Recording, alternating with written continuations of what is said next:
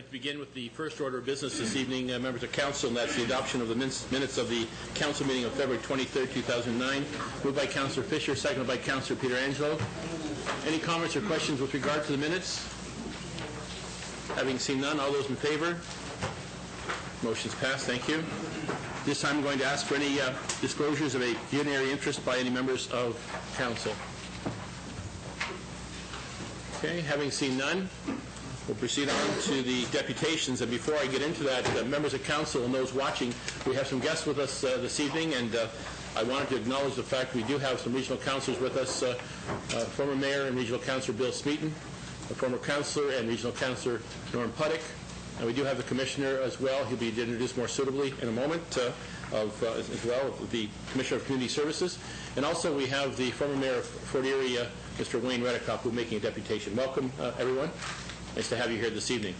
And also for those who are watching at home, we have been working on our sound system. We know there have been challenges between the council being heard at home, and we do appreciate the staff here at City Hall. Our IT department has been working on trying to improve the sound system, and we hope that we have a solution. So I hope that the quality of quality of what we're saying here this evening is coming across a little better than in the past. So we appreciate that as well.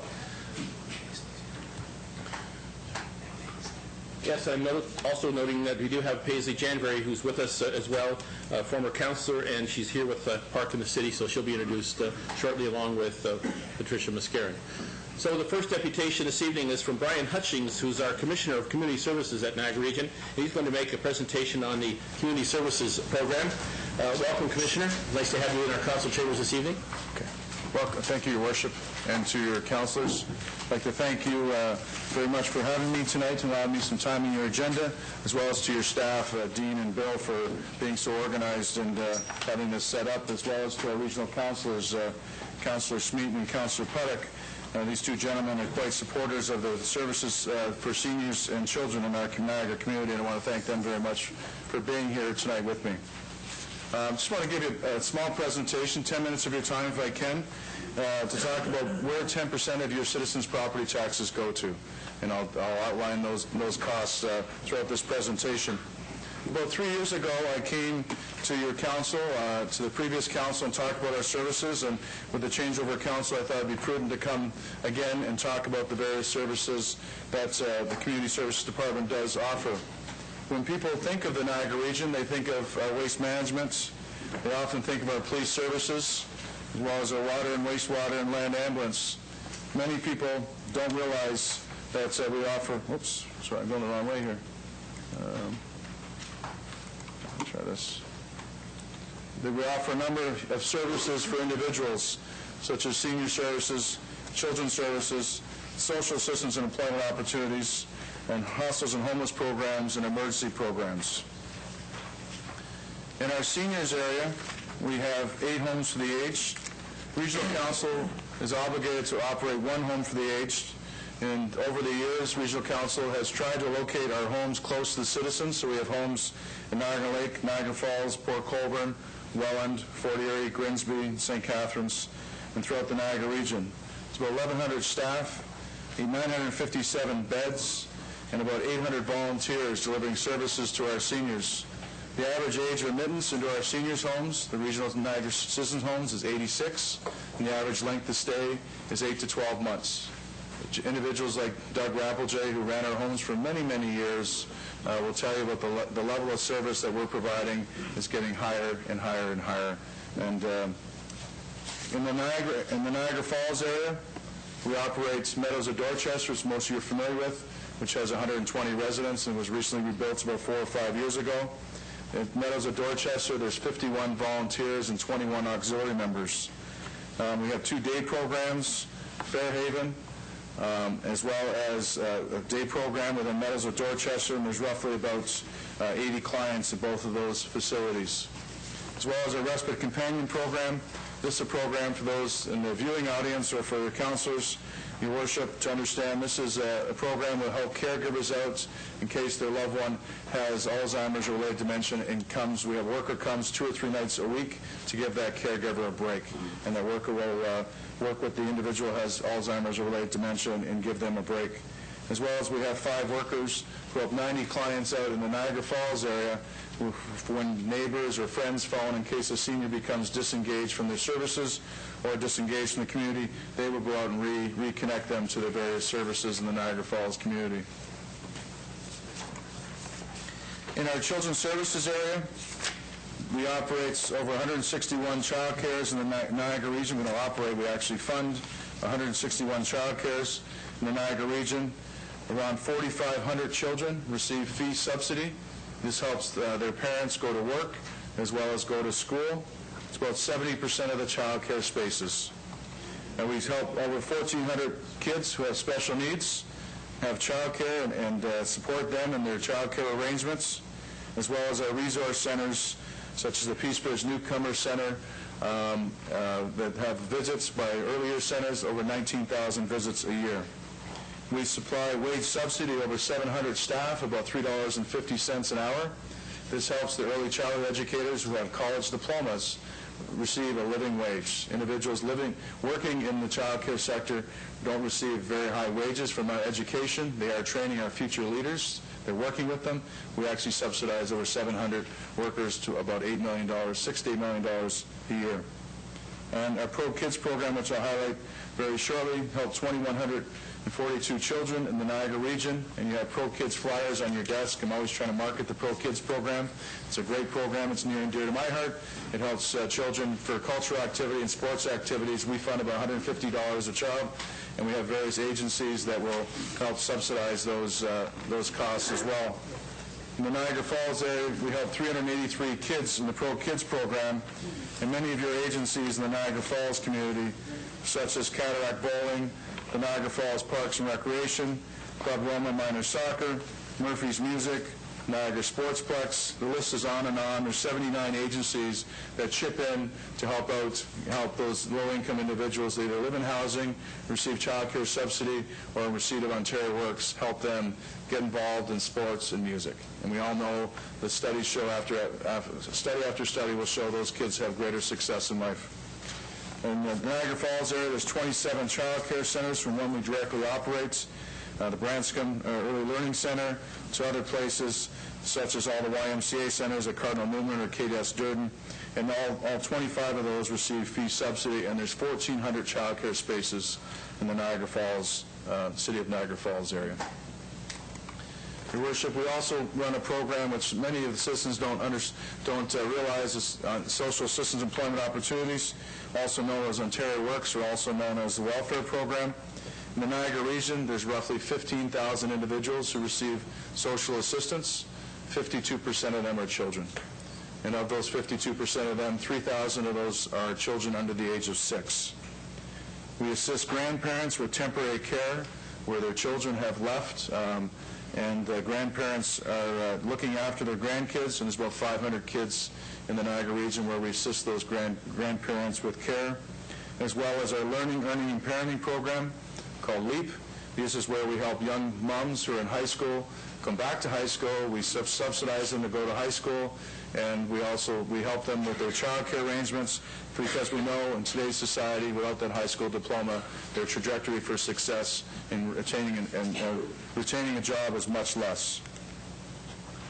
This area, in the Niagara Falls area, our office is on Pierce Street, our Social Assistance Employment Opportunities office.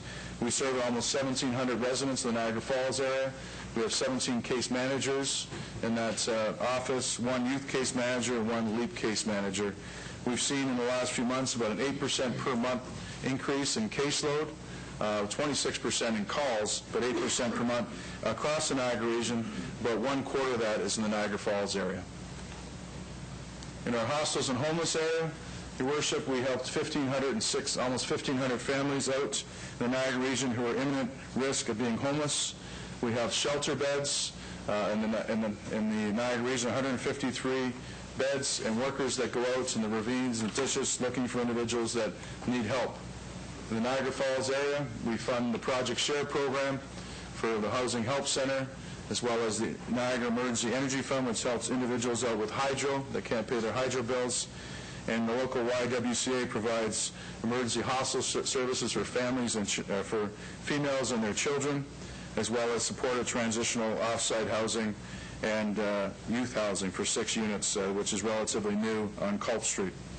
The Boys and Girls Club provides youth services for 10 beds, the Nightlight Youth Shelter as well. We just recently signed a contract as recently as last week with the Hannah House, which will start providing 12 emergency care beds for young mothers, as well as our outreach program helped 2,300 individuals out in the Niagara Falls community that were in imminent risk of being in a homeless situation. So probably the last service I'll highlight, Your Worship, is our Emergency Social Services.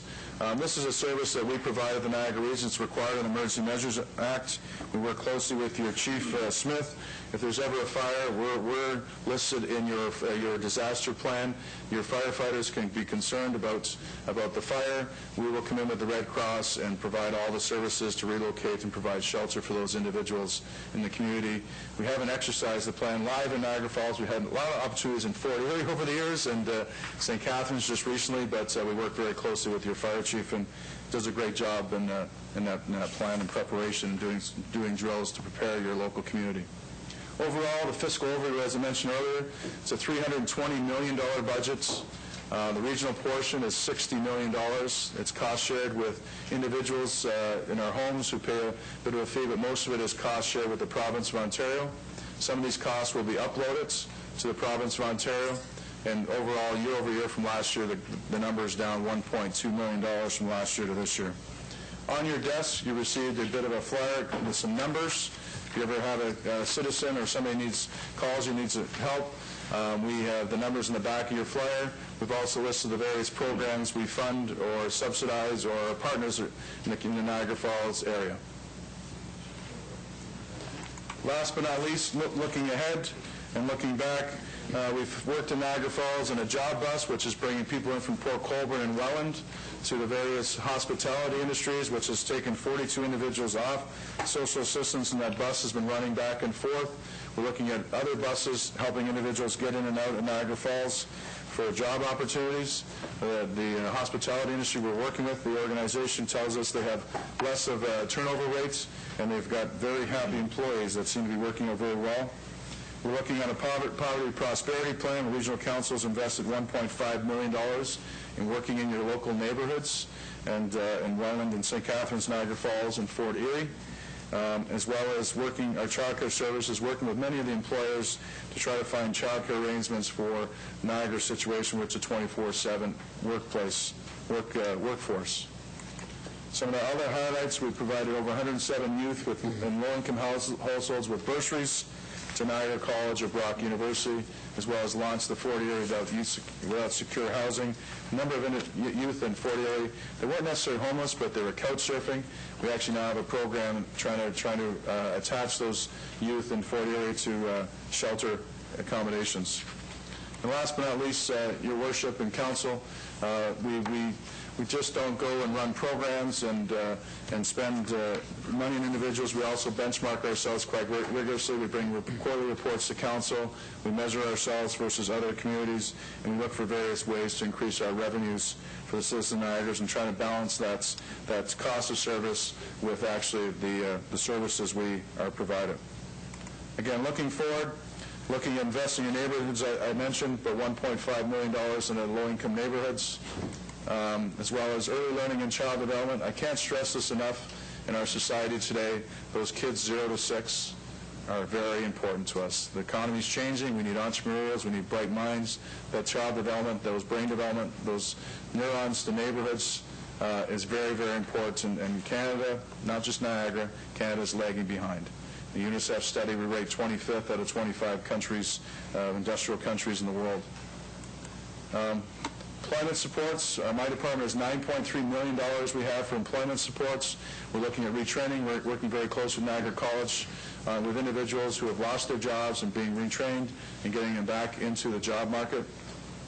And last but not least, we all know Niagara has a large population of seniors, and we're working right now on creating an age-friendly Niagara, and there's a lot more to come on that. So, Your Worship, thank you very much for your time tonight, and if there's any questions, I'd be pleased to answer them. Thank you as well, Commissioner. Are there any questions of the Commissioner this evening by members of Council? Well, having seen none, we do appreciate you taking the time to visit with us, to share with us and the community with regard to what you do at the region in terms of what the region provides in social assistance and community services. So thank you again for joining us this evening for your information. Appreciate it. Members of Council, the next item on the agenda is a presentation by Mr. Wayne Redekop, who's going to talk to us about the Niagara Land Trust, which is a non-profit charitable organization which has been newly established to reserve the natural heritage of Niagara.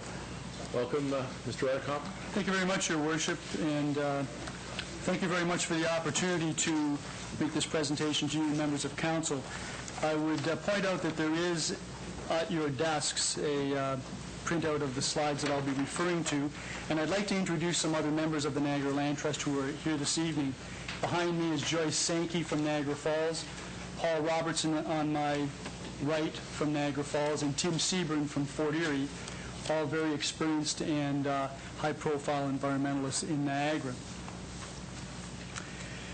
The Niagara Land Trust is one of over 36 land trusts in Ontario that are members of the Ontario Land Trust Association. And this organization, the Niagara Land Trust, was the brainchild of a group of individuals who met starting in July of 2005 with a view to preserving and protecting natural heritage areas in Niagara. The Niagara Land Trust is an incorporated body.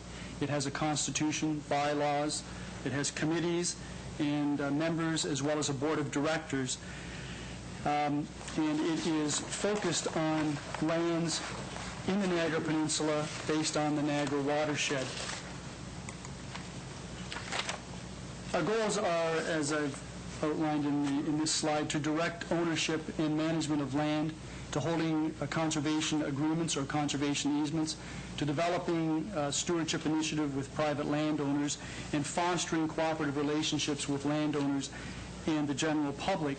And there may be situations where a local land trust will be much more effective than perhaps a national organization or one that has a broader mandate than something as local as a region. We see our role in Niagara as having four major elements, the first of which is accepting the donation of lands, and that will be based on an established set of criteria that would relate to the significance or importance of the land and funnel all the way through to the financial viability of us being able to maintain the land if we acquire it. Because the Niagara Land Trust is a nonprofit organization, we are eligible for various types of federal grants which will assist us in the work that we do. And we can accept all or a portion of a landowner's property. So we don't have to accept a gift of all of the land or acquire all of the land. We can accept part of the land. The second element is negotiating conservation easements. And these are voluntary documents that a landowner would enter into that would establish restrictions with respect to future use of the land, or perhaps provide for specific activities to take place on those lands.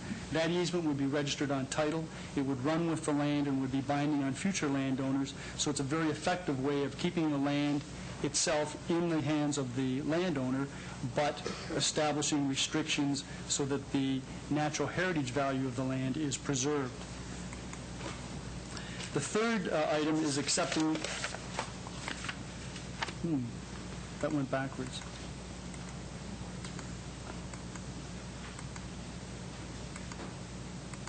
There we go. The third element is participating in land purchases or managing lands owned by other organizations, and that would be through stewardship agreements. Perfect example in Fort Erie, the Burt Miller Nature Club has a stewardship agreement with the town of Fort Erie in connection with a piece of property in Ridgeway known as Shagbark Trail. Burt Miller Nature Club is responsible for maintaining the property, but ultimately the land is owned by the town of Fort Erie, and so it's available and accessible to the public at large. There are many volunteer... So these strategies that we would develop would provide opportunities for all people in Niagara to enjoy the land that would be preserved. And the fourth element is promoting education, stewardship, and shared knowledge about natural areas.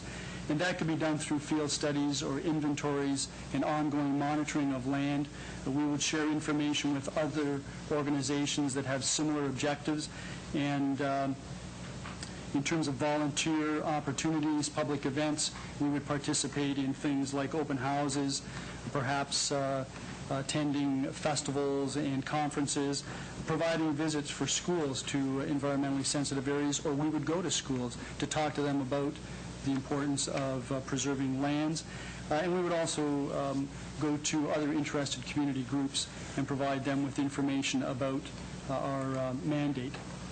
In terms of land selection, we seek to protect the lands and waters of natural, agricultural, and cultural significance in both rural and urban environments. So there could very well be sensitive lands that are within the urban boundary. In terms of development, often a municipality will require that certain lands be retained in their natural state or for public use as part of the development approvals. And we may be of some assistance in that particular area if the municipality doesn't want to be responsible in the long term for the lands. The Niagara Land Trust could be a body that you might consider directing the land to or entering into a stewardship agreement with us. We currently have 2 projects underway. They're both with respect to lands in Pelham. One is an acquisition, and the other one is a conservation agreement. And we're working through our evaluation criteria and management or acquisition processes. Our mission is to conserve Niagara's natural heritage, and that's not dissimilar to many municipalities which in their strategic plans or in their official plans have wording similar to preserving the natural heritage of the community. And we hope to become, if not the primary means for communities in Niagara to preserve and protect lands, to at least become an option for you to consider, and certainly a very important element in the preservation and protection of lands. And this, when you think about it, is really a quality of life issue. This goes far beyond simply protecting land. This speaks to the heritage of your community, not only the past, but also the future. And our natural heritage in Niagara is something that makes us unique in Ontario, and because of the Carolinian forest feature in Ontario, makes us in this area unique in Canada. And quite aside from protecting our environment, progressive land use preservation policies attract new residents and tourists, and they can certainly be the impetus for attracting business and potential economic opportunities for your municipality. We seek to work through partnerships with not only private and public landowners, but municipalities, community groups, government agencies, and interested volunteers. And we believe that the keys to success are trusted leadership, community support, and managed growth. What makes us different? The Niagara Land Trust is a non-government body, strictly run by volunteers. It's community-driven. Our membership has members from across Niagara, various backgrounds related to business, farming, conservationists, and academics. We can focus on specific issues relative to preserving and protecting land in Niagara, and so we can respond more quickly and more directly than perhaps organizations with a different mandate. And most importantly, individuals and families who have property that they either donate by way of gift, or that they enter into a conservation easement, or that they sell to the Niagara Land Trust, can continue to be participants in the stewardship of the land through work with the Niagara Land Trust as a member, or as a director of the organization, or as a member of a committee. So we look forward, Mr. Mayor, to working with your community in the future, and we have a website that you might wish to go to get further information. And if there are any questions, I'd be happy to respond to them. And those that I can't respond to, Your Worship, I'm sure one of my more experienced colleagues could. Thank you very much, Mr. Redekop. I'm sure there are some questions by members of council for you this evening. I know I have a question with regard to funding. Can you tell us basically, since you're a nonprofit and non-governmental, how are you funded? I know that you mentioned some contributions, you get donations, and what's the extent of your budget, your annual budget roughly? Well, the budget will be based on a strategic plan which will outline what our objectives will be in terms of land. As I mentioned, we've got 2 properties right now, one that we're looking for in terms of a conservation easement, one that we're looking towards acquiring. So to a great extent, our budget will be based on opportunities that arise or that we anticipate may arise. Our funding will come from donations from individuals of the public, from foundations, and from organizations that are sensitive to and supportive of the work that we do, and on specific projects, perhaps government funding through the various programs that might be available from time to time. Thank you. Again, any other questions that members of council? Seeing none, I'd like to again thank you, Wayne, for coming to visit with us tonight with some of your committee members as well. We appreciate your role in preserving significant lands in Niagara, so thank you for your interest as well on behalf of all those residents in our city. Thank you very much. And may we leave now then, Your Worship? You can, certainly. Thank you. Not that I don't want to stay and participate. The next deputation this evening is a presentation by Communities in Bloom.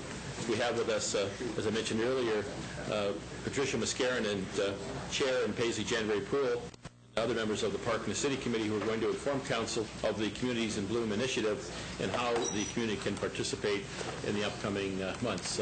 Welcome, Paisley, and welcome, Patricia. Mr. Mayor, Council, and staff, Pat Mascarin and I are here tonight with Mark Richardson, our staff person, as a tag team to update you and your viewing audience on where Park and the City is going with Communities in Bloom. This is the first of a few appearances we'll make over the next 5 months. The month of March kicks off the official launch of Communities in Bloom in our city. The City of Niagara Falls is entered in a provincial competition this summer, and we plan to win 5 blooms, which is the top award. But we need everyone to help us do this. Now, during July and August, that's when the judges from across Ontario will be visiting communities who have entered this contest. And we all will be rated in 8 categories. For 2 days, hopefully in July, our judges will tour our city. And the route circles through commercial, tourist, and residential areas, with many stops to view and people to meet. We want to be judged the cleanest, environmentally responsible, and most beautiful city in our category of 80 to 100,000 people. Communities in Bloom is all about spirit and participation, and we need every one of you to take a part. If you think about it, there's a role for each one of you to play, and we need to all be in this together. Thank you, Paisley. My name is Pat Mascarin. Good evening. I'm the chair of the Niagara Falls Communities in Bloom 2009. We can do it. We can do it. We're going to go for 5 blooms, and that's our goal. Together. When the judges visit our city this summer, they will be rating us, as Paisley already said, in 8 categories. Now, I'll name the 8 categories and give you just a few examples of what we're incorporating into it. The category 1 will be floral displays, so we'll basically be looking at the hanging baskets, the floral containers all throughout the city. We've got some really good ones. You probably noticed them last year. They'll be better this year. We have the Chippewa Window Box program. Super. The Armory Garden on Victoria Avenue. Without a doubt. It's 100% good.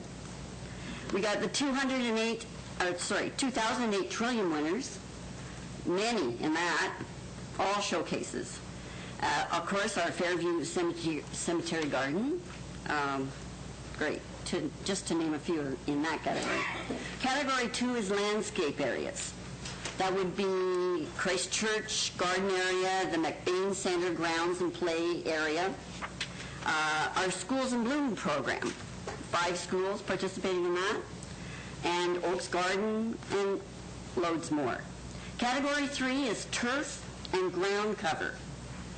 Teresa Park Naturalization Park or area. Our city parks maintenance program is excellent. Our Kaler soccer field with its artificial turf, or just to name a few. Category 4 is trees, urban forest management. Many tree planting projects with our schools will be focused on. The Niagara Falls Tree Planting Challenge. If you don't know about that, you can plant a tree, register it on our online at our city website, which is www.niagarafalls.ca, and you can see a virtual forest building in our city. You register your tree. So we're going for that. Heartland Forest area is another area that I think judges should consider. Category 5 is heritage conservation. The future restoration of the Lundy's Lane Museum is a must. The historical battleground sites and buildings, what can I say? Niagara Falls' oldest red oak tree dedication plaque. It's on Clare Crescent, in case no one knows where that is. Category 6 is tidiness, my favorite. Our large Adopt a Street program, the annual Hollage Road cleanup, the Niagara Falls annual Community Clean Sweep Day, which is Saturday, May the 2nd, Oaks Park, 9 to noon, free refreshments. Category 7, I had to slip that in, sorry. Category 7 is environment awareness. The Mayor's Youth Advisory Council and Park in the City promotion of green bin use. The elimination of sale of plastic beverage bottles within the city facilities. And category 8, last but not least, community involvement. Probably the most significant of the 8 categories. And first on the list I'd like to suggest is the strong support of our council. We need you. We need your involvement. And we also have a strong show of volunteer involvement throughout the city. And also the participation of different groups and clubs, again, throughout the city. And the list goes on. Believe me, this is just the tip of the iceberg. I'd like to make special mention of our Communities in Bloom sponsorship partnership packages that are available now. We welcome your involvement. It's another way to get involved. Contact the Parks, Recreation, and Culture Department. And for those at home, 905-356-7521, extension 3341. And that's our boss, Mark Richardson, over here. He's the man you would talk to. And also, there's other ways that the community can get involved. Volunteering, of course, a big one. Tidy up your streets. Tidy up your homes. At the front, so that it looks nice. Pick up that little piece of litter that you walk by. Don't ignore it. And plant a tree. Plant flowers. More. Finally, our committee will be promoting a Bloomin' Flower Pot program to the local businesses and residents. Purchasing and displaying these large containers will certainly add more flower power and curb appeal, while beautifying our community at the same time. Orders will be taken in April. There will be more information later, and you can watch for our flyer that should come out. Tonight, we'd like to present the Communities in Bloom flag to City Council to launch now out in front of the City Hall. We plan to also have one that we will fly at the Community Center, McBain Center, but I'd like Pat to take this up to Mayor Salsi and let you wave it a little bit so it'll be on the TV and people will recognize it wherever they see it around the city. This is launching. There we are. We plan, hopefully in July, to be in the winner's circle. So, Mr. Mayor, all councilors and viewers, Communities in Bloom in Niagara Falls will succeed if we all come together to blossom, bloom, and grow. You know, the judges are coming. and we must be ready. Da-da-da-da-da-da!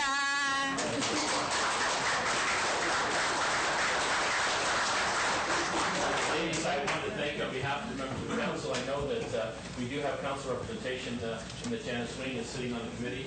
Certainly we'll look forward to joining you on cleanup day. And Councilor Jones, I'm sorry, that's right. How could I forget co-chairs? Part of the city, but we're looking forward to the cleanup day. We want to encourage our residents to join us. We'll be back to tell you all that. We know you will. We appreciate it. We do also want to say thank you for your commitment to making our city a better place. I should point out that the first initiative involved the What a Lights competition, in which Patricia was really getting discouraged, but we were able to win after the second year of competition. And I know that you took that challenge on, and we were very successful. So thank you again for that commitment. But I think this is even more exciting. We are always very concerned about making the best impression we can with our city, and certainly with the judges coming to town, and trying to beautify what we have to offer our visiting public, and certainly the residents who enjoy the city each day. So on behalf of the members of the council, thank you very much. We do have a resolution to pass as well, a recommendation to pass. But are there any questions from members of council? Not too hard. Okay. Members of council, we then do have a recommendation as made in the report, moved by Councilor Terrio, seconded by Councilor Iononi. Any discussion? Having seen none, all those in favor? Motion carried. Thank you very much, ladies. Appreciate it.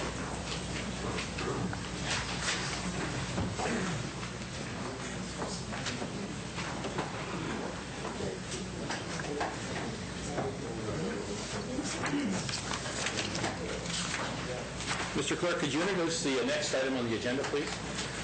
A public meeting is now being convened to consider a proposed amendment to the city zoning bylaw to extend the temporary use of a retail convenience store at 5056 Montrose Road.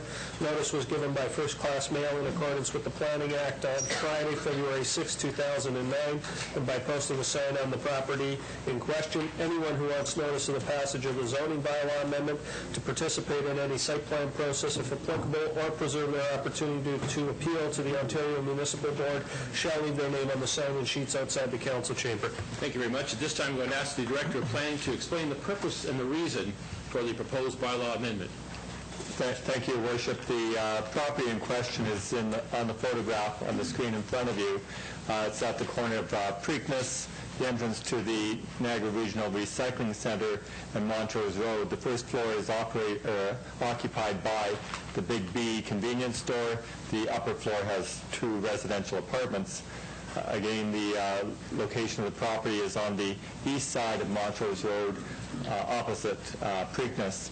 The large block of land to the west side of Montrose Road is where the Shoppers Drug Mart is located.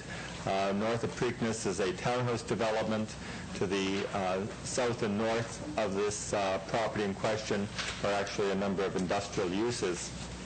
The site plan for the property is the existing layout of the property. There's the existing building outlined in red, a number of parking spaces in front, and several parking spaces behind. These parking spaces are the number that's required to serve both the convenience store and the 2 residential uses. The property was previously considered by council in 2006, granted a temporary use for a 3-year period for the convenience store. That permit expired in January. We've been working with the owner of the property, or the occupant of the property, since that time to bring forward a extension of that 3-year period. Looking at the official plan, we found that the bylaw request does not offend the official plan. The industrial designation does permit some retail stores that serve both the industrial or serves the industrial area with convenience goods. This store happens to serve both local residents and industrial area. There happens to be an official plan policy that permits the extension of temporary use bylaws that do not comply with official plan policies. Staff had previously recommended a temporary use because we were waiting for the plaza across the street to develop. First phase has developed with the Shoppers Drug Mart. The balance of the plaza has not yet been being completed, so again we've concluded that a temporary use bylaw be extended.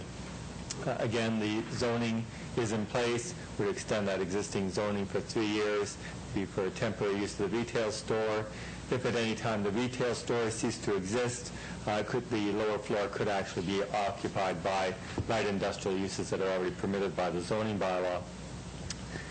Excuse me, therefore we found that the requested zoning amendment is in compliance with the city's official plan. There are no physical changes proposed, and there would be no problem with extending it for another 3-year period, which is the maximum under the Planning Act.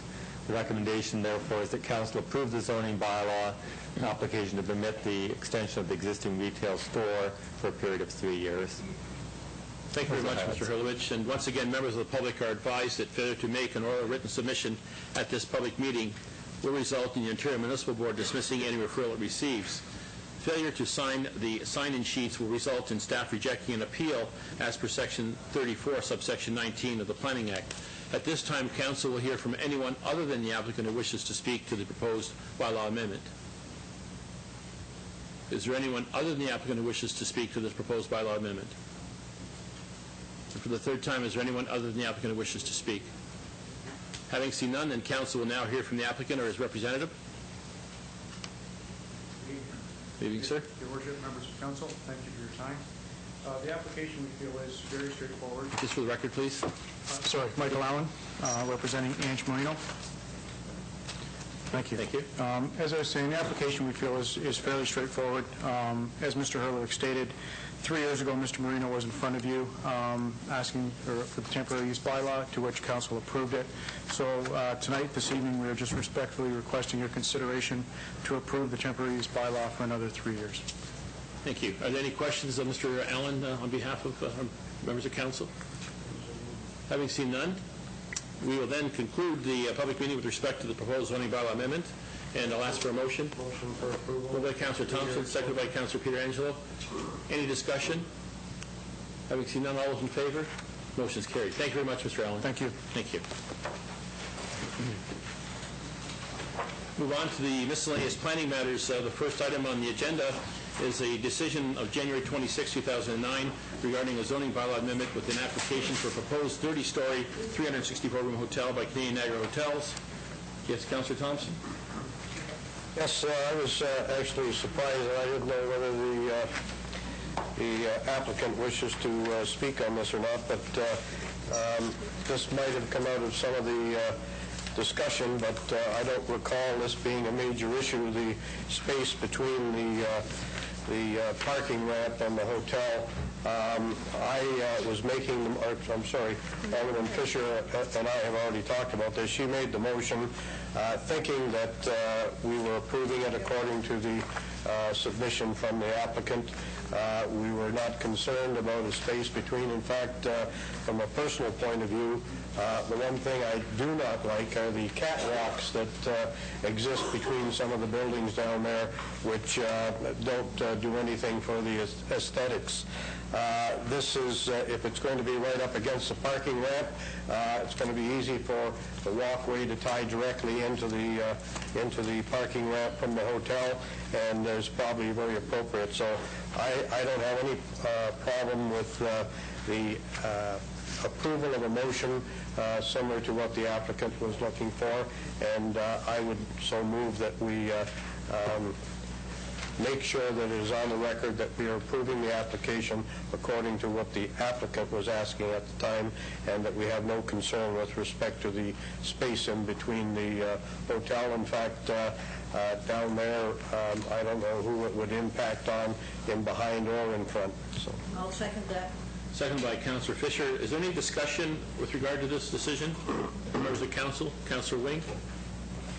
I think the impact is as visitors are crossing across the Rainbow Bridge. There was some discussion, I remember, in the staff reports about the prominent place on the skyline that it's going to present to them. But what strikes me is it's noted on the first page of our report that when Council moves approval of the report, it's presumed that it's the recommendation in the staff report being moved. And if Council intends to approve something different, then it should be explicit in amending the recommendation or making a different motion. When I voted on the motion that evening in favor of it, I was under the impression that I was voting on the recommendation in the staff report, and it would be dishonest of me, I think, to change my vote to reflect something different this evening. I was backing the staff recommendation, and that's what I continue to back. So I guess if the motion is to amend the earlier motion, then I won't be able to support it, because I know what I was believing I was voting on. The council is really to qualify the motion as directed by the first mover and seconder in the first instance, and we're sorry for any confusion that was brought upon the staff or the applicant, but I think that was maybe unclear, so we're trying to clarify that motion now. Councillor Carrier?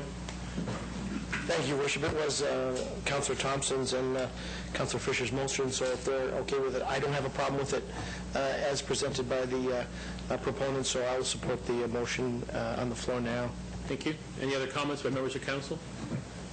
Okay, if not, we will call for the amendment as we had heard from Councillor Thompson and Fisher. All those in favor?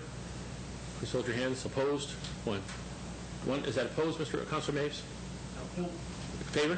Okay, thank you. So we have all except one, and I'm just going to defer to the solicitor for a moment. Mr. Beeman? Mr. Mayor, just a matter of crossing our T's and dotting our I's here. Council has made the determination that just when the possibility could be argued that the bylaw was changed after the public meeting was closed, because of council's clarification. So in these situations, the council makes a determination that no further public notice is required, and that determination is final and no other question. So if council is satisfied that this change is so minor that no further public notice is required, they can so move and vote in that. Then we care to make that motion. Councillor Thompson? Yeah, I'll include that in the motion that I originally moved. Once again, we'll do that again with respect to the motion. Mr. Beeman, thank you very much. We appreciate that. All those in favor, once again? Opposed? One is opposed. Thank you. Mr. Clerk, do we need a motion with regard to the minutes already approved at the February 9th council? I would suggest that you make a motion to amend those minutes. Okay, I'll ask for a motion again to amend the minutes already approved at the February 9th council. Is that you, Councillor Ariano, moving that? Seconded by Councillor Diodati. Any discussion? Having seen none, all those in favor? Motion is carried. Thank you very much. Thank you, gentlemen. We move on to the next item. It's with respect to a draft plan of condominium with regard to the property at 6928 Atlantis on the east side, south of Sunny Lee Crescent, owned by Amada Homes. Mr. Warwick Johnson. Yes. Pleasure, Council. Councillor Thompson. Yeah, I'm not sure, but I may have a family member involved in acquiring one of these, so I didn't see that. They're all declare a conflict. Yeah. Conflict by Councillor Thompson. Just deal with this one, please. And mover of the recommendation is Councillor Iononi, seconded by Councillor Pietrangelo. Any discussion? Having seen none, all those in favor? Motion is carried. Thank you very much. Move on to the next item is an appeal of the Committee of Adjustment decision, consent application 2009-003. The applicant is Eva Shijarto and the agent is Brian Sinclair. Mr. Sinclair, would you like to speak to this matter with regard to the property at 6341 Schisler Road?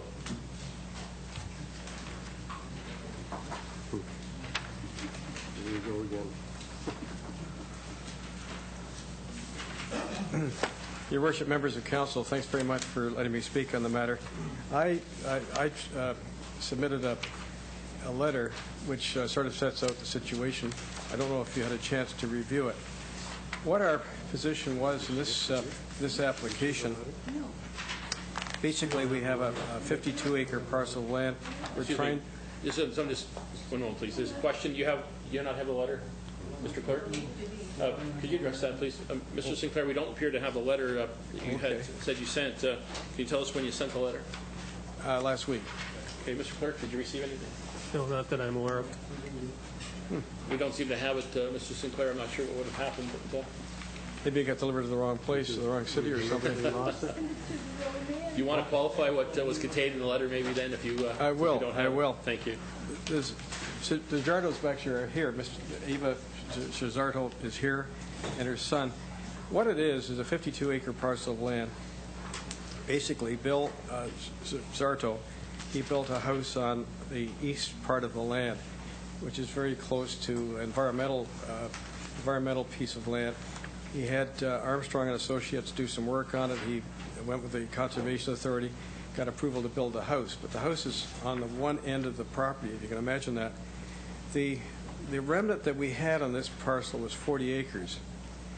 And there's no question, I mean, if we don't necessarily comply with the provincial policy statement or the Niagara Falls official plan or the regional policy plan. But what we said, when we started this thing off, we said that on the remnant parcel, it's 40 acres, it's in soybeans, we said we'll agree to rezone that property for agricultural use only, with no dwellings. So you'll end up with our house and our 12 acres, which he can then mortgage it, because right now it's in his mother's name, and deal with it. The 40 acres will be zoned for agricultural uses only, and in doing that, it will really nullify any buildings going on the property. In other words, the property will remain as is. There'll be no change in the property. The Committee of Adjustment is thought that that was a good move, and they consented to this thing in a 4-2 vote. There's a case in Niagara-on-the-Lake, and there's one in 2001. That case isn't really relevant because you had a change in the law in 2005. There's a case in 2007 which was taken to the Committee of Adjustment in Niagara-on-the-Lake. It's a Hunter Road case, what I call the Hunter Road case. That case was 10 acres of land and an acre and a half that was retained. And in that case, the town of Niagara-on-the-Lake allowed it to go through on the basis of agricultural use only, with no dwellings. And the region approved it, the province approved it, it went through. So this is exactly the same situation in this particular case. In other words, really we end up with a status quo. We end up with Mr. Jarto ends up with his acre, his 12 acres, with a house on it. The 40 acres will retain its agricultural use. It cannot be changed unless it comes, once we rezone it, of course, it could be changed, but we'll have to rezone it for agricultural use only. And that's why it was granted by the Committee of Adjustment. I think it was the right decision. I'm prepared to answer any questions that you have. That's basically what my letter basically stated. Okay, thank you very much, Mr. Leclerc. At this point, I'm going to ask our Director of Planning to make some comments, please. Mr. Hurlovich. Thank you, Your Worship. Mr. Sinclair has outlined to this council it doesn't comply with the provincial policy statement, doesn't comply with the regional policy plan, doesn't comply with the city's own official plan. He acknowledges all of that. What he's saying is that he's asked the committee to consider an agricultural purposes only, an APO bylaw. The province recognizes that as a legitimate grounds when two farms have been combined or consolidated, and there are two farm dwellings on a farm, and therefore one of those is surplus. That's the provision by which the municipality would be under its rights to use that. That's not the case here. Mr. Sinclair has outlined to you he has a 52-acre parcel. 40 acres are in bean production. They're planted, they're cultivated. And the 12 acres where the house sits is predominantly woodlot. It's the upper end of the Willoughby Marsh. The house is outside of the Willoughby Marsh. So in essence, he doesn't meet the criteria.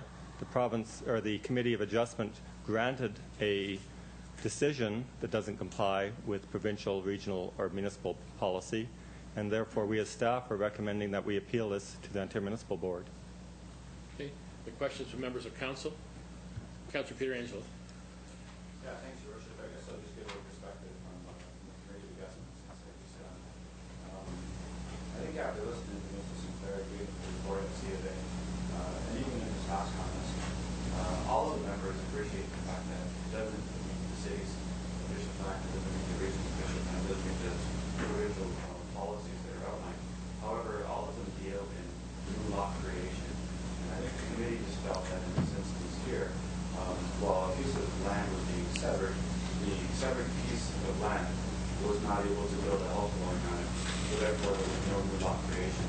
And having the agricultural designation placed upon that land meant that if there was anything that was ever going to be changed, that the owner of the land would have to come down to this council or come down to staff and apply for a rezoning. So council would get the chance to either accept or deny a rezoning application on that. So I understand what Mr. Hurlovich is saying. thing, and I appreciate it. I think the committee just felt that since there was no actual new lot creation being made, that we would accept it. Thank you.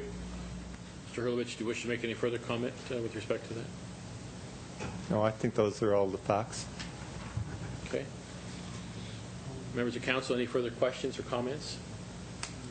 We do have a recommendation to file an appeal here before us. As you see, the suggestion is that the matter is in contravention of the official plan of the city, also the Regional Niagara Policy Plan, and the provincial policy statement. So, Councillor Wing?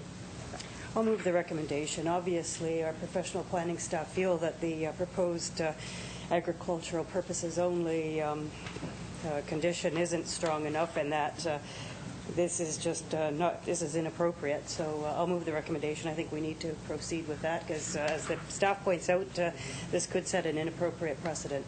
Is there a seconder? Councillor Ioannoni? Any further discussion? Councillor Thompson? Yes, just a question through you to the planner. Even though it's an agricultural piece of property, can you not build a single-family dwelling on an agricultural piece of property? That's actually what the owners did. They bought this property, was vacant. They built a house on it, as I understand it, 3 years ago. So that's what they did. But I'm talking about the severed parcel. If it's zoned agricultural, you can still build a single-family home on an agricultural piece of property? Can you not? You could.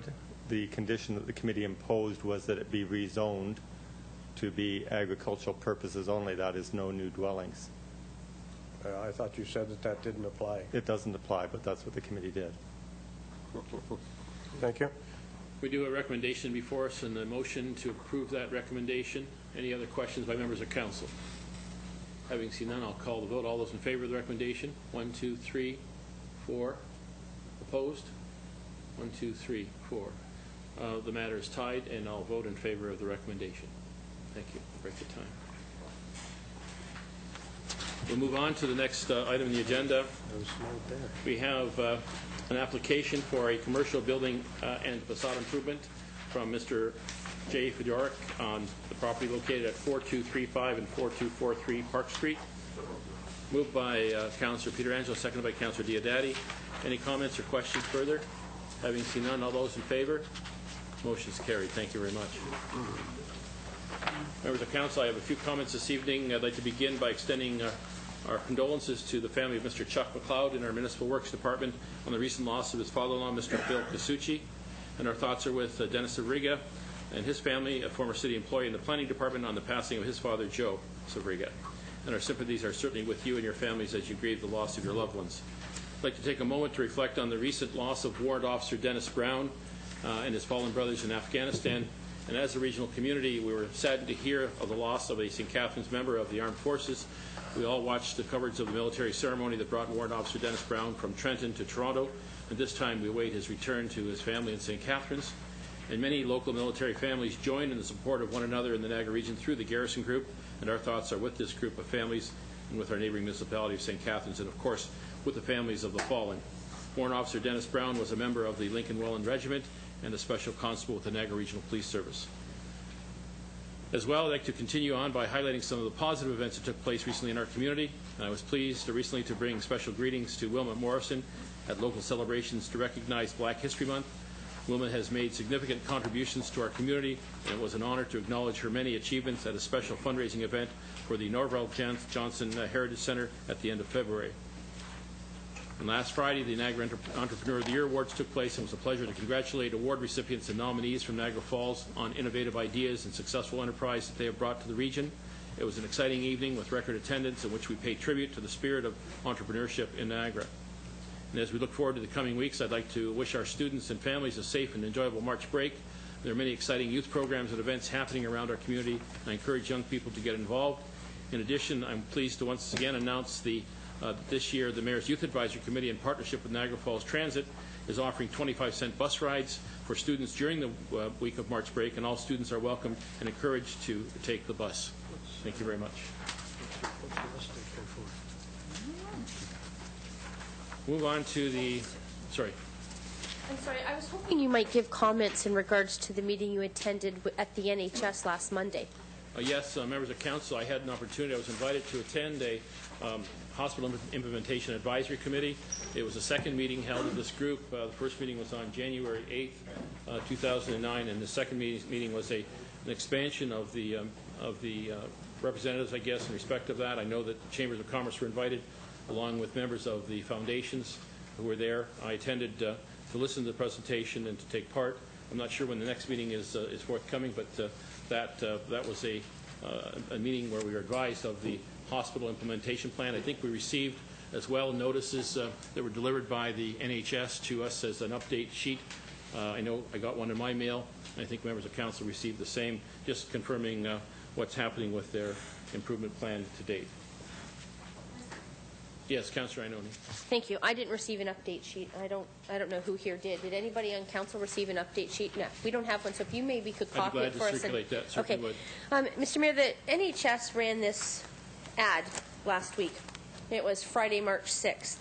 And as you know, this council has a committee that's adamantly fighting the relocation of the maternity and child services here.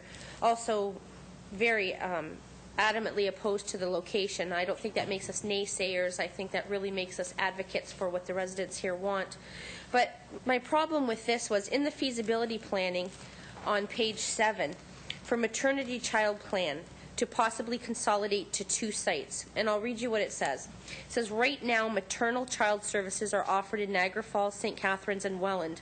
By 2013, all women's and children's inpatient services will be offered at the new health care complex in St. Catharines. But as with other programs, a transitional team may be possible in the short term. The program leadership is working on a feasibility study and plan to identify the possibility of phasing in this consolidation by moving first to 2 sites yet to be identified. This feasibility study and resulting plan will be completed by July 21st. Now, our immediate concern to that is we thought we had perhaps till 2013, and where we were at risk of losing our mat child. Now we see this feasibility study. We may be on the chopping block for mat child by July 21st. And as far as I know, and maybe your information sheet will clarify it for us, they haven't at all addressed the cost of the enablers. If, in fact, GNGH is chosen for the site that will close and lose its mat child on July 21st, how in the world can they expect that people who don't have the transportation monies and there is no transportation available to them, this shuttle service that Ms. Seven Pfeiffer highlighted maybe a month and a half ago is not in their hospital improvement plan funds. The Ministry of Transportation doesn't have the cost in their budget either. Like, we have a real possibility, and I want the residents out there who might have been alarmed but thought we had to 2013 to really take a look deep down and understand that by July 21st, we may actually lose the GNGH mat child. We had a meeting with our hospital committee last Friday and had it explained to us very clearly by one of the docs as to why Welland can viably be the better location right now. And quite frankly, I don't think we can afford to have that happen in 3 short months. So when you attended this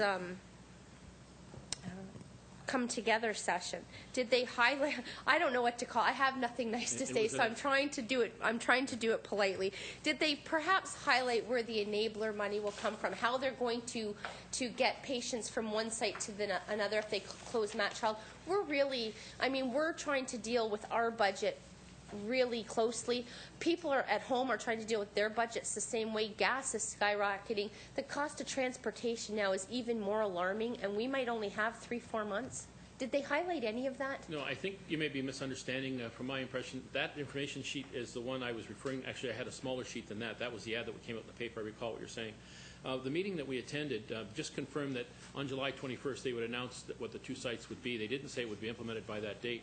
I did have the opportunity as well to talk to the Chief of Obstetrics, Dr. Belgian, and he would be prepared to come here and to address this issue. I asked him, he was addressing questions that we had from the audience, and there are a number of questions, and he'd be glad to come here, and I was going to advise you of that as well, that he would be able to qualify maybe where they're going. I'm not sure what sites they're talking about. They didn't qualify. They just told us July 21st would be a date that they would give us an indication.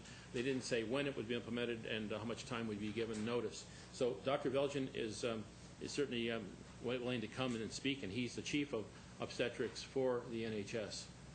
Yes.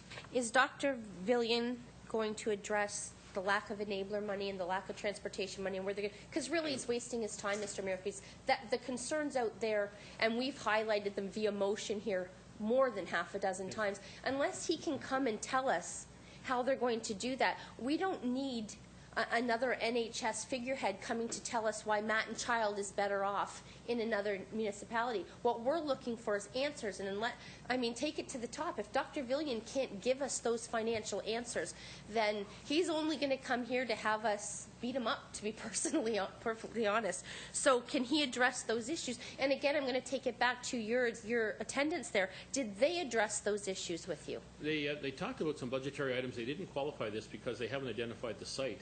So I didn't hear those figures presented. They talked in general in global figures, but they're still having a challenge with cutting, as they know there's still going to be a deficit in their operations. They did note that at the beginning of the meeting. Dr. Belgian would be glad to come and answer your questions and not to necessarily toe the party line, but he did answer questions, and he was going to make himself available. He said, you tell me where and when, and I'd be glad to be there. So I'd be glad to invite him if that's the pleasure of council. Well, I'm not going to make that motion because, quite frankly, he can't give us the answers that we're looking for. Well, we don't know. I might be able to ask that question that he present, but I didn't have that figure. We were not apprised of that at the time. And as I said, July 21st is the date that they're going to be telling us which sites they're looking at. Oh, I've read the whole article. So it's not going to be implemented on July 21st. It's the date that they're going to come up with a decision as to what sites they're talking about. I understand that, Mr. Mayor, and I also understand via communications they've also put out that they're looking to start implementation of the HIP plan sooner than later. It will not be just 2013 when this new hospital is purportedly up and running. So I really don't think we can be lazy, sit back and cross our fingers and hope and pray that on July 21st GNGH isn't the site they choose to close the first Matt Child. So I wanted some answers from them in regards to the same questions we've been asking around this council chamber since last August, and quite frankly, they're really slow in coming. And maybe through you to the clerk, we also sent an invite, if I'm not mistaken, to Minister Kaplan and Minister Bradley in regards to transportation dollars that we're all going to have to pay for this hospital site. Have we heard anything from either one of them, or are they just silently mute like everybody else at the NHS? I haven't received any correspondence. Wow. Well, I think it's great. Yeah, well, thank you. Okay. And as I say, we could certainly ask that question of Dr. Belgian as well, but I'm prepared to have him come here. And I was asking him if he'd be glad to come and speak to us, and he said he would. So I'm glad you brought it forward. Councillor Thompson. Yes, if you're asking questions about the development of the hospital in St. Catharines, can you shed some light on, or can you ask the question of when do they think the funding will be in place? I understand that there's a great deal of controversy with respect to the amount of money and also where the funding will come from. And I understand that it may not be imminent that they will be getting the funding, and I'd like to know if that's the case, maybe we have a chance to, which we are vigorously pursuing, still the relocation of that hospital. I would venture to guess. I'm not sure of the final details. I had some discussion last week with other members of the regional council who were telling me that the funding they believe was in place, but I don't know the amounts and how much it is, but I can certainly make that inquiry on your behalf. I'll ask the question, and as I said, if you wish to have Dr. Belgian attend, I'd be glad to invite him, so the pleasure of council will prevail. Councillor Diodati. Say, yeah, let's bring Dr. Belgian here, and let's hear firsthand his explanation on the direction, and certainly by then I'm sure he'll already have a direction that he's leaning and recommending in terms of which maternal child unit to shut down first, and we can have that decision at that time. So I would make that motion, Your Worship. Moved by Councillor Diodati, seconded by Councillor Carrio, and having seen that, any discussion? We'll see if we can ask some questions with regard to funding, whether he can answer those as well, possibly. And any other comments? Having seen none, all those in favor? Motion's carried. Thank you very much. Move on to communications and comments of the city clerk. We have first item is Lupus Foundation requests that the city participate in the flag raising ceremonies during the month of April, and May 10th be recognized as the World Lupus Day. Moved by Councillor Carrio, seconded by Councillor Maves. Any comments or questions? Having seen none, all those in favor? Motion's carried. Thank you very much. Again, we have a request from the Lundy's Lane BIA for the budget approval 2009, $276,000, moved by Councillor Thompson, seconded by Councillor Peter Angelo. Any comments or questions? Having seen none, all those in favor? Motion's carried. Third one is a complaint regarding Britannia Crescent Construction and related staff recommendation for the information of council. Receive and file, moved by Councillor Iannone, seconded by Councillor Maves. All those in favor? Motion's carried. Thank you. And the fourth is a correspondence regarding the future of the Jollycut and related staff response for the recommendation, received and filed by Councillor Carrion, seconded by Councillor Maves. All those in favor? Motion's carried. Thank you. Mr. Clerk, are there any additional items for Council's consideration? There's a resolution that I think Councillor Thompson will bring up later that's in your handouts, but Okay. other than that, no. All right, we have that to deal with in a moment. I'll deal with that under resolutions. And we have a ratification of the Community Services Committee. I'm going to call on Chair, Councillor Iannone. Thank you, Mr. Mayor. The following items are to be ratified from tonight's meeting of the Community Services Committee. The minutes of February 23rd, 2009 meeting be approved. Under reports, PD 2009-06, Land Supply and Development Phasing Assessment, that 1, adopt the evaluation criteria to assess new development in greenfield areas, 2, authorize staff to proceed with developing official plan policies, and 3, accept the information contained within this report regarding the city's short-term land supply, MW 2009-11, Fruit Belt Parkway Road and Drainage Improvements Project, that staff be authorized to commence the engineering design phase of this project and commence cost-sharing negotiations with the benefiting landowners. MW 2009-10, Street Tree Planting Policy and Procedures, New Subdivision Developments, that City Council adopt the new policy and procedures for the planting of street trees in new subdivisions under TS 2009-15, supply of 4 city buses, that RFP number P44-2008 for the supply of 4 city buses be awarded to Nova Bus at an upset limit of $1,874,988. Under R 2009-15, outdoor pools, small pools, and cost reductions for the 2009 budget. 1, that due to park redevelopment and site construction schedule, the outdoor pool at Niagara Falls Lions Park be closed for the 2009 season, and 2, that the small pool located at Mitchelson Park be closed for the 2009 season. Under TS 2009-01, Oxford Street Parking Review, that a no stopping 8 a.m. to 4:30 p.m. Monday to Friday, excluding holiday zone, be implemented on the north side of Oxford Street between Dorchester Road and Varsity Avenue, and that a no stopping zone be implemented on the south side of Oxford Street between Dorchester Road and a point 22 meters west of Dorchester, and I so move. Moved by Councillor Iannone, seconded by Councillor Maves. Any comments from Council? Having seen none, all those in favor? Motion's carried. Thank you. Move on to the consent agenda. Pleasure of Council. Moved by Councillor Carrier, seconded by Councillor Fisher. Once again, any questions or comments from members of Council? Having seen none, all those in favor? Motion's carried. Move on to resolutions. The first resolution being, therefore be it resolved that the City of Niagara Falls Council approves an application for the Rural Economic Development RED program for the Downtown Streetscape and Beautification Project. Have a mover of that, please.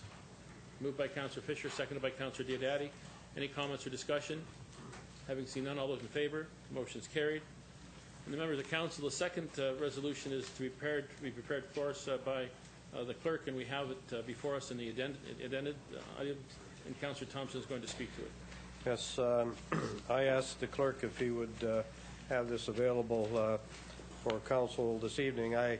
As chair of the Niagara Falls Tourism, I've been inundated with people calling regarding this change by the education minister with respect to the school year. And as you can imagine, there's no place in Ontario which certainly would this impact more than the City of Niagara Falls. I've had calls from most of the major properties and the BIAs, along with the Niagara Parks Commission, with respect to this situation.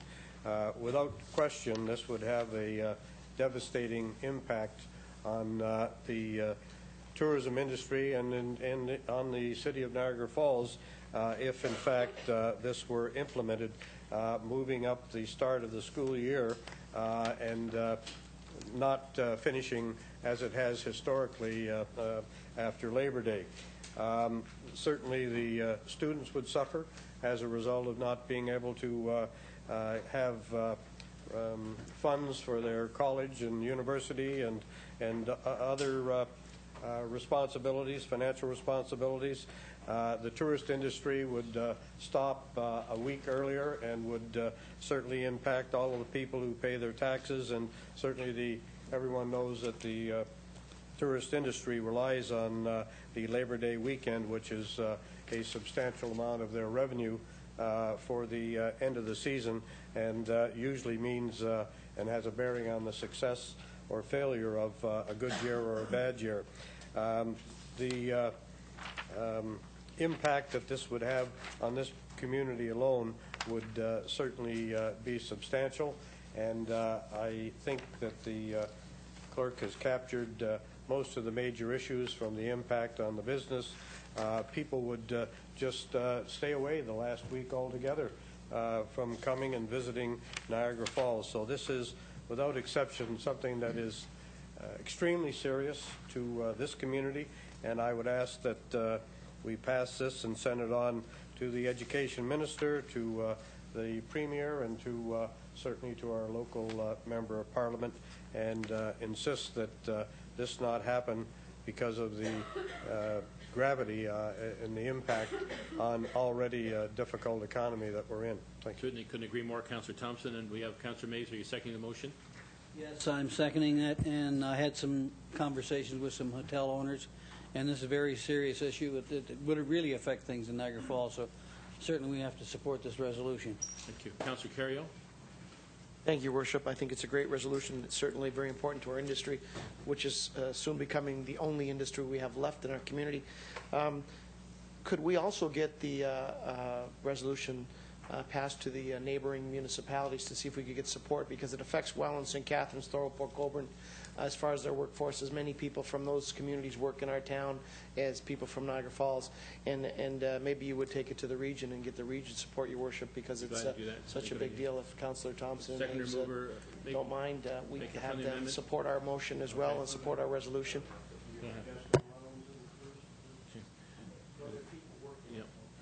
Thank you very much. Yes, Councillor Peter Angelo. Okay. Thank you. Yes, obviously you're employed by the school board. Councillor Diodati. Bishop, my only question, I don't know if we've thought this one through, but it was suggested perhaps if they do enact or follow this resolution, will they add the days on at the end of the year and then adversely affect the tourism season in the first week of July?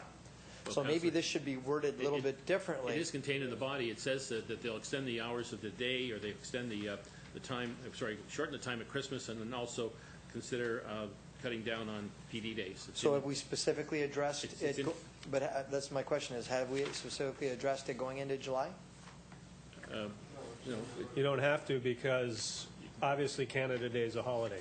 So we wouldn't be making that suggestion. The suggestion I put forward was that they look at Christmas holidays, they look at extending hours of schools, or they look at getting rid of a couple of PD days. I wasn't going to go anywhere near July the 1st for that reason alone. Okay. Well, just because July the 1st is a floating day, it's not always on a Monday, or it's not always on a Friday.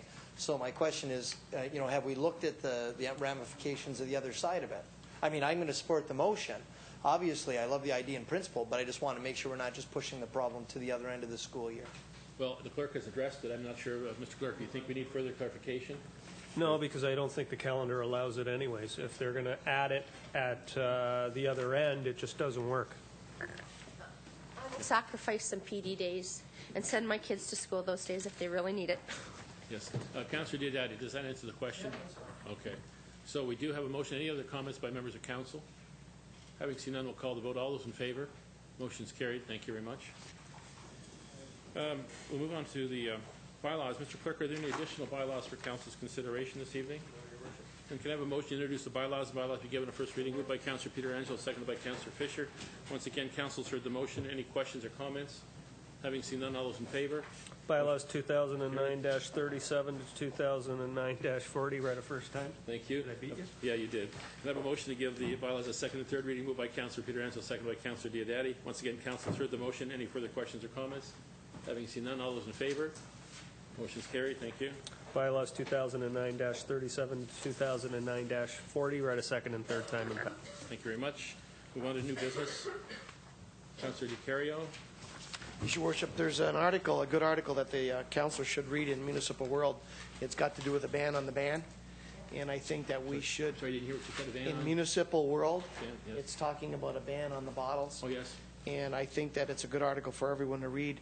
The article makes me question what we've done. The article says that there's almost no impact whatsoever on our landfill site. I don't know which one. But my question was going to be to ask our people, not to trust the article. Not that I don't trust things that our local people write, but in this particular article, I'd be asking our engineer to tell us what the impact on our landfill could be if we continue on with this ban. So that would be my question. I'd like to have that answered. Yes. Yes. Okay. And Councillor, I know you're seconding that? I'll second his motion, but I read it too because I thought it was interesting that it came on the heels of what I understand now was a groundbreaking motion for this council. We're the only municipality in Canada that have taken this, and I think we're going to see other municipalities follow our lead. But I thought it was humorous to get through it and then to read that it's written by the president of Nestle Waters Canada. Yeah, I can see why Gail would write this. Because it's going to hit them in the pocketbook. So maybe they're going to have to find an alternative to bottled water. I mean, either the information we were given was erroneous or we made a wise decision, and my understanding is we've pretty well made a wise decision. Okay. Any other comments from members? Yes, Councillor. The only other question is I've also heard comments from different groups that said that they are, and I asked the question at the meeting, whether there was going to be anyone that lost money according to our motion, and I was assured at the time that we didn't think so. Then I also heard from some of the groups that said, yes, they are going to lose some money on the sale of drinks in plastic bottles. So I just, Well, Councillor, I think that we should qualify that we still have drinks that are dispensed out of machines, and they can still go in plastic cups, or paper cups, I should say, not plastic, but paper cups. And having said that, I don't think those losses are real, but I'm not sure if Ms. Morrissey can address that. Have you heard from any of the groups that use our facilities with regard to lost revenues, Ms. Morrissey? I'm sorry, we can't hear you. Sorry, the ladies auxiliary, Your Worship, did have a letter to the editor. We also referenced that particular comment in the report. I think what we're trying to, and we're going to be bringing back an update report on the 23rd, a brief one, to show what the implementation schedule and the breadth of it. But staff needs to address as well this, I guess, the misinformation that there's never going to be beverages available for sale. Shown with the region already that aluminum cans are very sustainable from a recycling perspective, and there's many products currently that can be purchased in plastic, that can be purchased in cans as well. So that's one solution. The other solution is cups, but if obviously plastic wax is not a solution for us, we do fountain, and there are other solutions to provide service in a beverage capacity. Will there be some beverages that you won't be able to get in anything but plastic? We're looking into that. We would agree there are going to be some. Particularly, we know Gatorade is something of concern because it's only sold in cans right now in the States. But we believe that with the breadth of products available, either in can or that can be dispensed in a large volume, that the revenues can still be highly achieved because of Council's extension to all plastic outside of just water. Okay. Councillor Carrio? Just to follow up, if you're going to bring back a follow-up report, could we also have the cost to supply water, whether it's via fountains or however we're going to make water accessible to the sports people? Could you have that cost included in that report? Because there was some idea on some numbers kicked around, but could we actually have what that cost is going to be to supply fountains or put fountains in so the kids that are doing the sports or whoever can have access to clean water? Ms. Morrissey? Certainly. We do have that currently included in our draft capital budget, but we can certainly bring it forward as well as with the report. And Councillor, I know you wish to make a comment. Well, I found it interesting as we've watched the articles come through the newspaper, particularly Dan Dankin's article where he thought we went one step too far, and he kind of prefaced it with mothers will have to be organizing a mom to go run to the local store to buy a Slurpee or however he phrased it. Well, for any of us whose kids or grandchildren go to sports, I'm going to tell you, you've got mothers that are and fathers who are in the arena or in the sports field who are organizing Tim Hortons runs on a regular basis. So my suggestion to these parents who are running to get themselves a coffee, they can buy their kid a bottle of water too. And I think maybe this will highlight to sports groups. Soccer already puts a water bottle, a reusable water bottle in the kids' registration package when you register. So does a number of the other sports. So maybe these are areas that baseball and the rest of them are going to have to go. GNBA, reusable water bottle, or something like that. But there's certainly alternatives. We learned that when you went from plastic bags. But just through you, Mr. Mayor, to Denise, can you bring water in bottles? Like, can we sell bottled water, not plastic bottles, but glass bottles? Ms. Morrissey?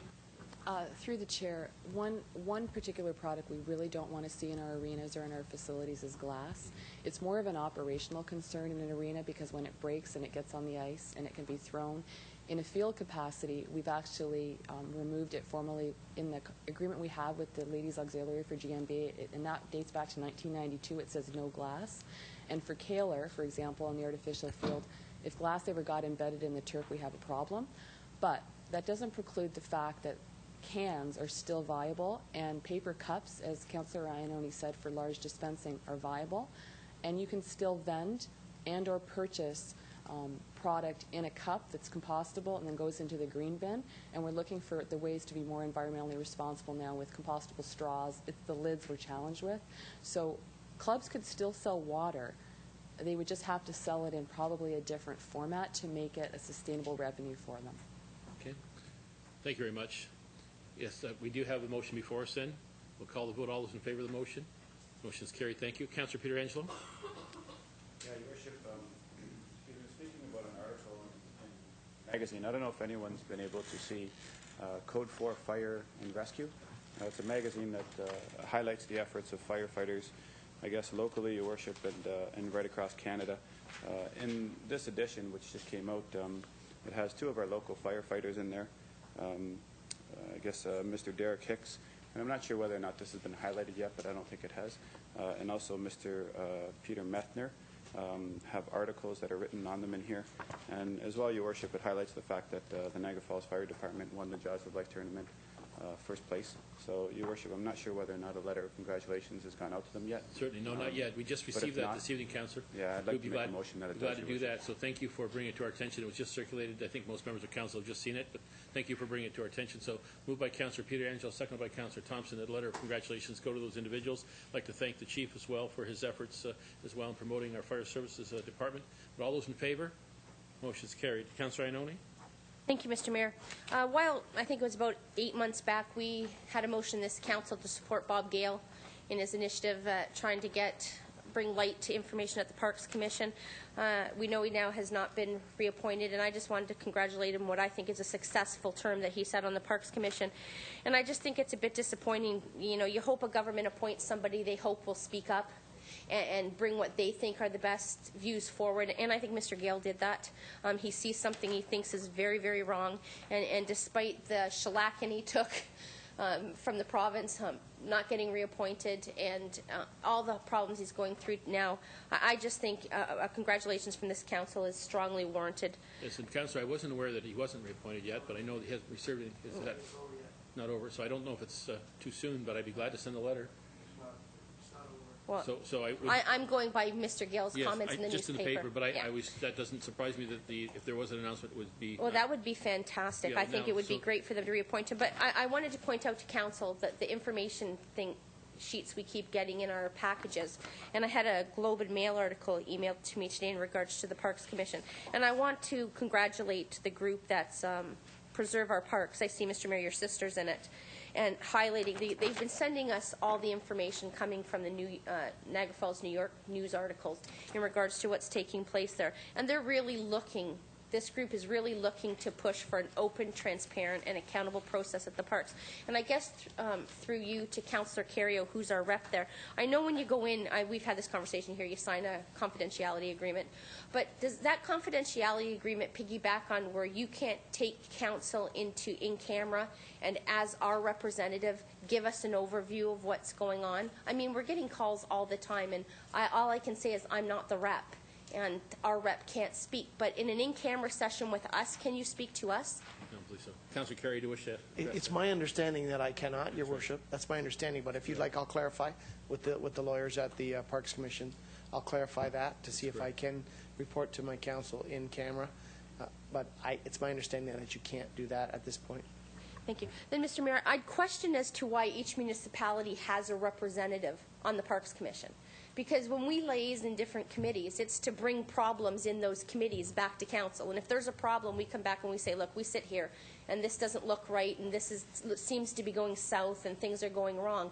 But if you have this confidentiality agreement, I kind of question as to why we would have a city councillor rep on it. Not that he's not doing a good job, but it wouldn't matter whether it was him or you or Councillor Thompson or Councillor Pietrangelo. You can't come back and tell us when things are breaking down.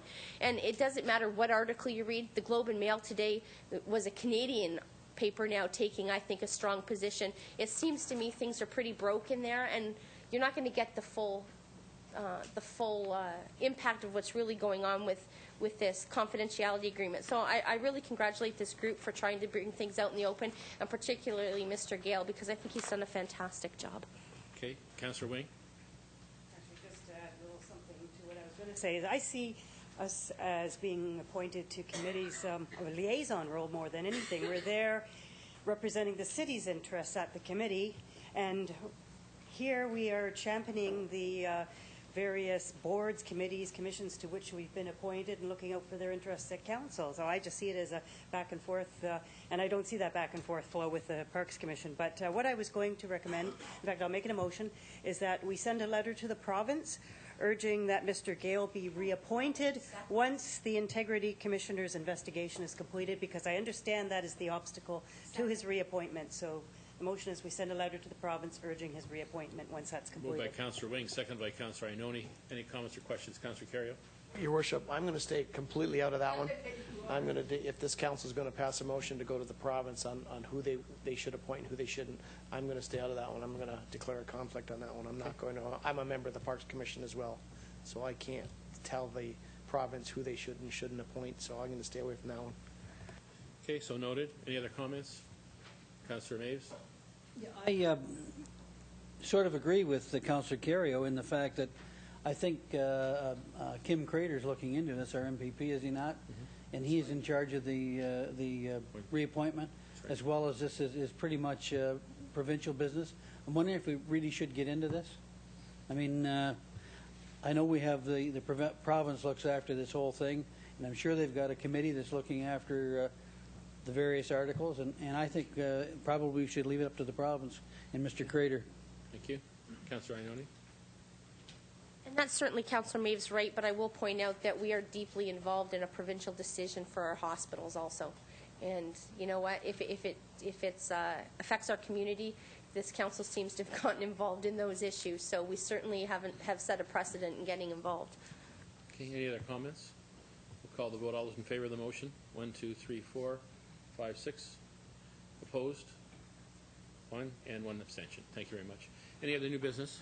If not, I'll ask for motion to adjourn. Moved by Councillor Pietrangelo, seconded by Councillor Diodati. All those in favor? Motion is carried. Thank you very much.